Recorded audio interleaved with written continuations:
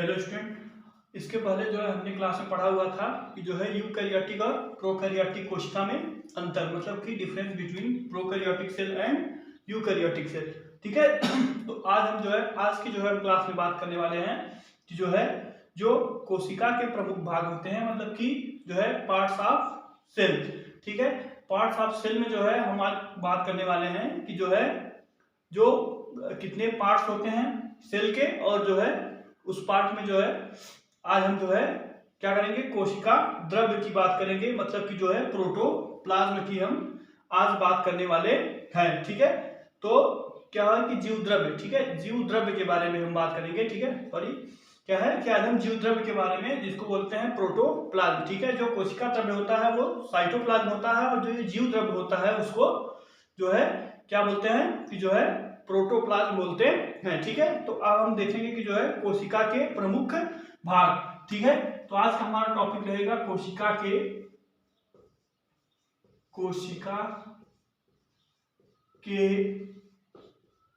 प्रमुख कोशिका के प्रमुख भाग। ठीक है। कोशिका के प्रमुख भाग। ठीक है। मेन पार्ट्स ऑफ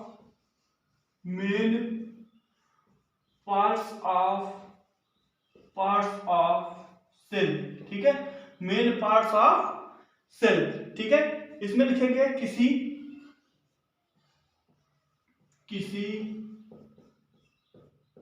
पादप कोशिका में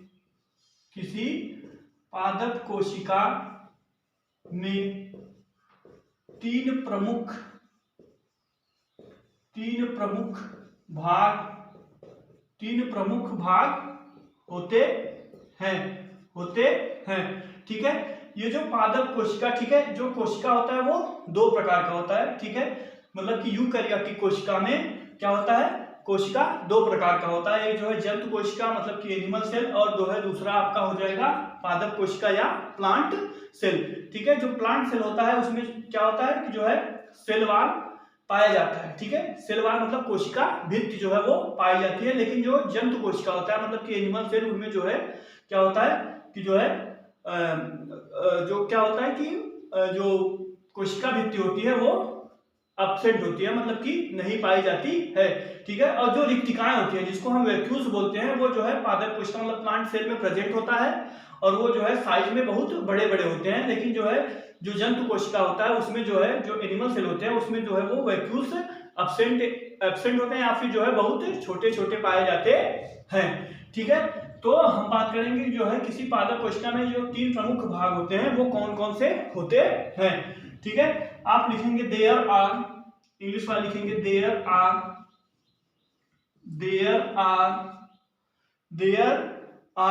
थ्री मेन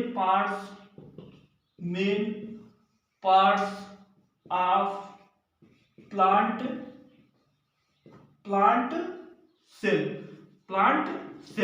ठीक है। There are three main part of plant cell. ठीक है। अब वो जो पार्ट है वो कौन कौन से हैं। ठीक है। एक आपका हो जाएगा जो है वो कोशिका भित्ति। ठीक है। कोशिका भित्ति हो जाएगा, कोशिका भित्ति। ठीक है। जिसको इंग्लिश बोलेंगे सेल वॉल।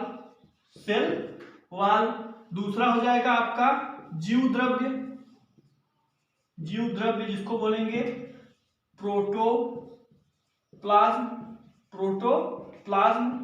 और तीसरा आपका हो जाएगा रिक्तिकाएं। ठीक है। तीसरा आपका हो जाएगा रिक्तिकाएं क्या होगी, वैक्यूल्स बोलते हैं। ठीक है। वैक्यूल्स। ठीक, इसको बोलेंगे आप वैक्यूल्स। ठीक। ये हो गया आपका जो है ये तीनों मेन पार्ट। ठीक है। तो जो कोशिका भित्ति है उसको जो हम आगे डिटेल में पढ़ेंगे, लेकिन आज जो हम बात करेंगे वो जीव द्रव्य के बारे में बात करने वाले हैं। ठीक है। तो आप जो है क्लास को पूरा देखेंगे, ठीक है, और अच्छे से समझेंगे कि जो है जीव द्रव्य में कितने कितने पार्ट होते हैं, और जो है जीव द्रव्य होता क्या है। ठीक है। तो हम बात करेंगे, अब नेक्स्ट टॉपिक हमारा आ जाएगा जो है जीव द्रव्य। ठीक है।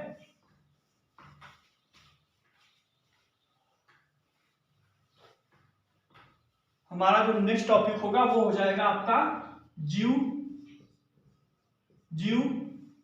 द्रव्य, जीव द्रव्य, जिसको बोलेंगे आप जो है प्रोटोप्लाज्म, ठीक है, प्रोटोप्लाज्म, ठीक है। प्रोटोप्लाज्म किसे कहते हैं, अब जो है इसका डिफिनेशन लिखेंगे, ठीक है। डिफिनेशन लिखेंगे कि जो है कोशिका भित्ति, कोशिका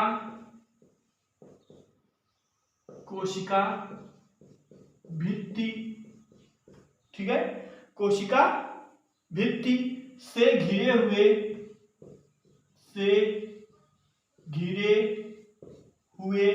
ठीक है, संपूर्ण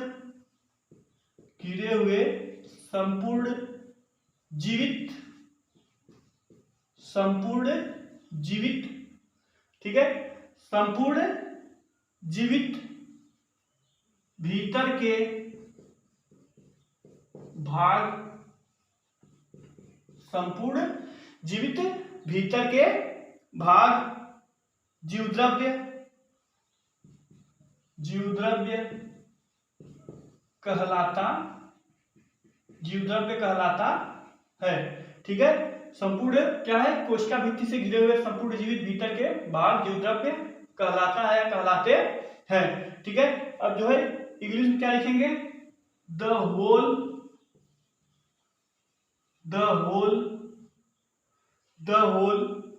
लिविंग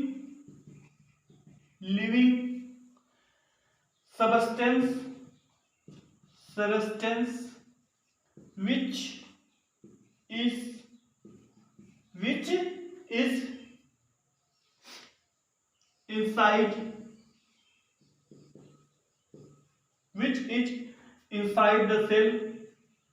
inside the cell, ठीक है, inside the cell, surrounded by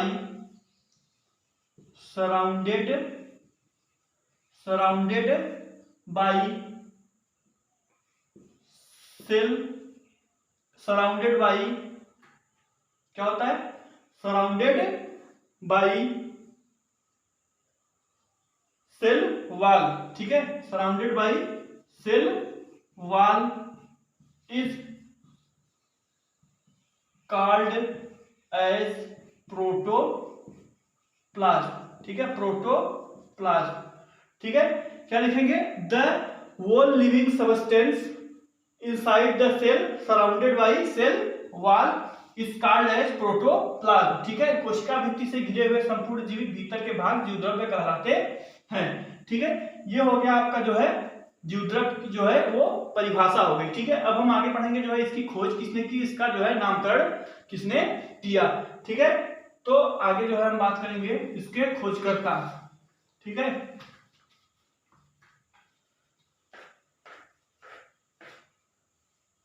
ठीक, लिखिए अब ये वैज्ञानिक थे कौन, हेक्सले, ठीक है, हेक्सले के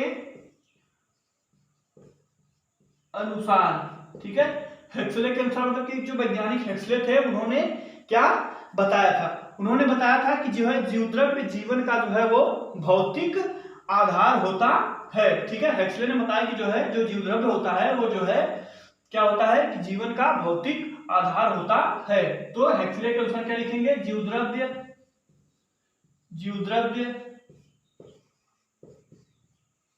जीवन का, ठीक है, जीवद्रव्य क्या होता है, जीवद्रव्य जीवन का भौतिक आधार होता है, ठीक है, जीवद्रव्य जीवन का भौतिक आधार होता है। अब इसको क्या इंग्लिश में लिखेंगे, अकॉर्डिंग टू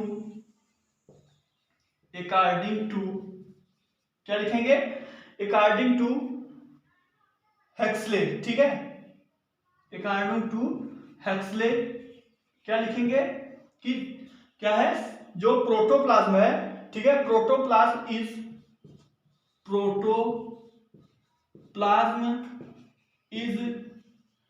फिजिकल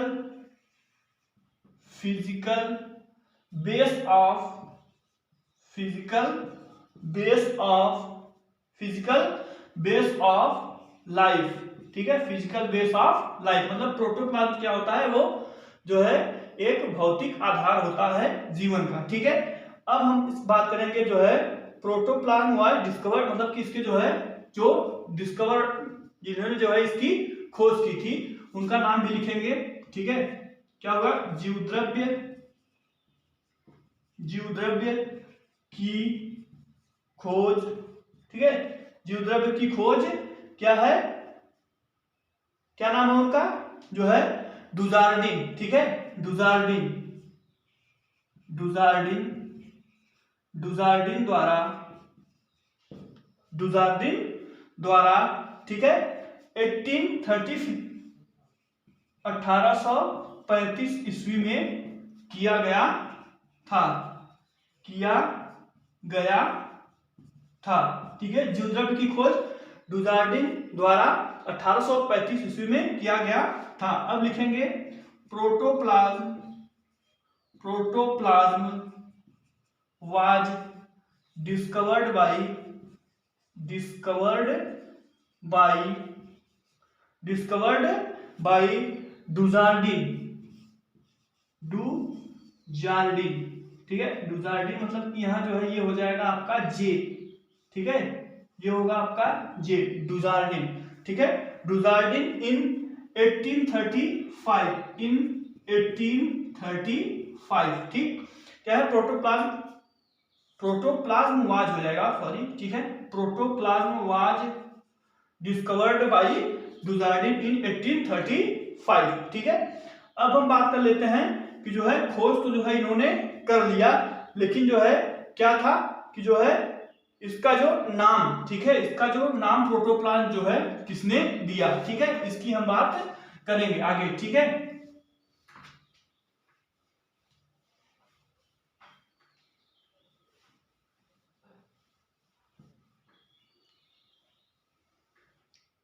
ठीक, अब क्या लिखेंगे कि जो है क्या है कि पुरकिंजे। ठीक है, पुरकिंजे नामक, ठीक है, पुरकिंजे नामक वैज्ञानिक, वैज्ञानिक ने इसे प्रोटोप्लाज्म, प्रोटोप्लाज्म, प्रोटोप्लाज्म नाम दिया। ठीक है, प्रोटोप्लाज्म नाम दिया। ठीक है, तो क्या होगा, क्या होगा इसका, पुरकिंजे, पुरकिंजे। ठीक है, पुरकिंजे। ठीक है, क्या हो जाएगा यहां, ठीक है, Purkinje coined, Purkinje coined the name proto, named protoplasm. ठीक है, प्रोटोप्लाज्म। ठीक है, Purkinje coined the name protoplasm. ठीक है, अब बात हो गया जो है इसके खोज और इसके नामकरण की बात हो गई। अब हम जो है आगे बात करेंगे कि जो है इसका जो फिजिकल प्रॉपर्टी है। ठीक है, मतलब कि जीवद्रव्य की जो क्या है भौतिक गुण है आपकी, जो है इसकी जो क्या है प्रॉपर्टीज है उसके बारे में बात करेंगे कि जो है जीवद्रव्य जो है देखने में कैसा होता है, जीवद्रव्य कैसा होता है। ठीक है,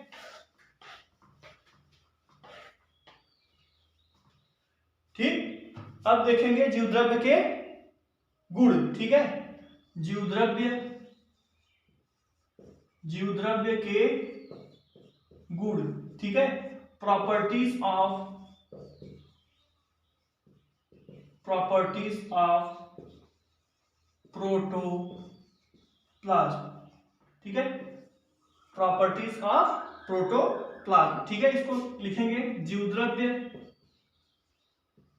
जीवद्रव्य एक रंगहीन, रंगहीन मतलब कलरलेस। ठीक है, जीवद्रव्य एक रंगहीन, अर्ध पारदर्शी, अर्ध पारदर्शी, अर्ध पारदर्शी मतलब सेमी ट्रांसपेरेंट। ठीक है, सेमी ट्रांसपेरेंट तथा, तथा अर्ध तरल, अर्ध तरल मतलब सेमी सेमी लिक्विड, या क्या बोलते हैं, सेमी लिक्विड, अर्ध तरल पदार्थ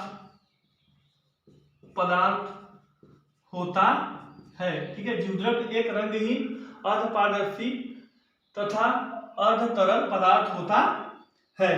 ठीक है, जिसमें लगभग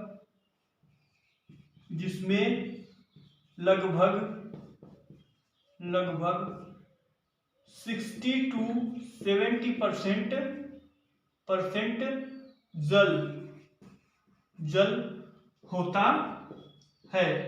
जल होता है, ठीक है।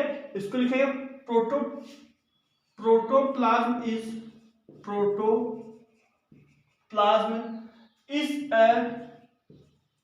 a colorless semi transparent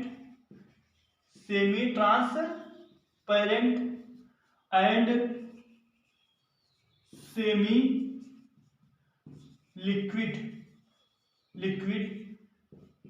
in nature, या फिर मटेरियल लिख सकते हैं। ठीक है, इन सेमी लिक्विड मटेरियल भी यहाँ लिख सकते हैं, इन नेचर के स्थान पे। ठीक है, मटेरियल। ठीक है, लिखेंगे इन विच 60 to 80%, इन विच 60 to क्या है 70% वाटर प्रेजेंट। ठीक है, इतनी बात समझ आई। जीवद्रव्य एक रंगहीन, अर्धपारदर्शी तथा अर्ध तरल पदार्थ होता है, जिसमें लगभग 60 से 70% जल होता है। ठीक है, अब नेक्स्ट देखेंगे क्या है जीवद्रव्य क्या होता है, एक कोलाइडी विलयन होता है, एक कोलाइडी विलयन होता है। ठीक है, इसको क्या लिखेंगे, protoplasm is a colloidal solution. ठीक है, protoplasm is a colloidal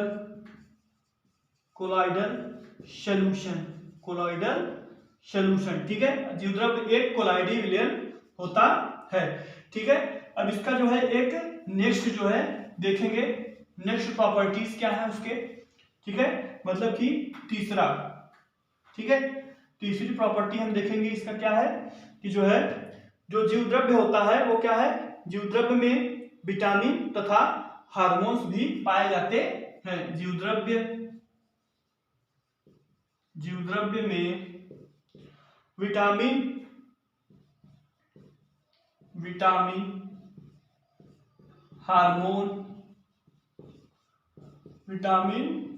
hormone अवर्णक पाए जाते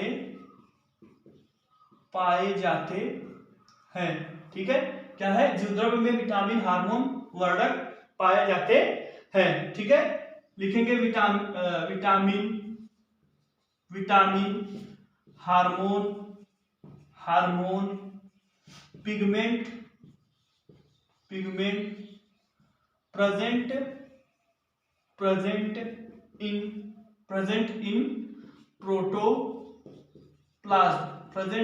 प्रोटोप्लाज्म। ठीक है, इतनी बात समझ आ गई कि जीवद्रव्य में विटामिन हार्मोन वर्णक आदि पाए जाते हैं। ठीक है, एक चीज और लिखेंगे जो है क्या है कि प्रोटोप्लाज्म इज क्या है कि एक जो है एक जटिल, नेक्स्ट जो है इसका लिखेंगे, नेक्स्ट पॉइंट इसका लिखेंगे, जीवद्रव्य एक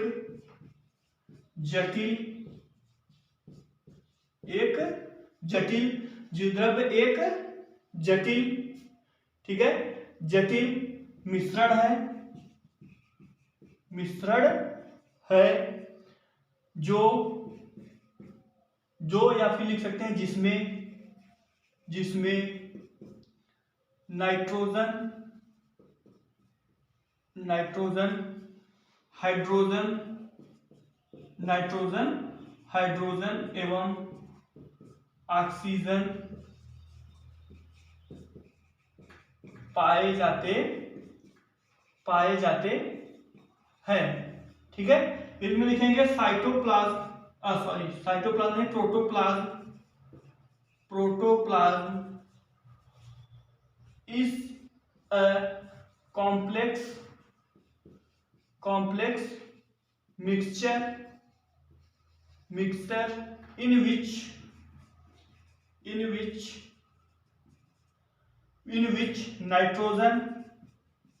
nitrogen, oxygen, hydrogen